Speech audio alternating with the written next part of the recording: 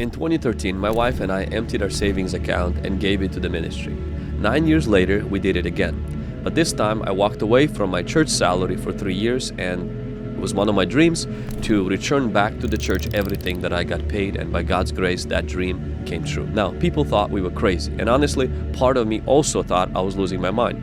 But this is what I've learned. Financial sacrifice is not a personality type, it's not an emotion, and also it's not a manipulation tactic. It is one of the most biblical things a believer can do. Augustine said the sacrifice is the surrender of something of value for something else. I put it in a very simple terms. It's a difference between giving an egg and a bacon. A chicken gives an egg, but when a pig gives bacon, that's a sacrifice. When a chicken gives an egg, that's an offering. And sometimes God asks for a bacon.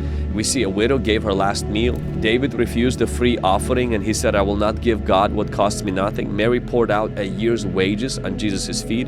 Some people called it a waste, but Jesus called it worship. So this is not just some kind of a weird thing. It's actually a pattern that God advances His kingdom through surrendered resources.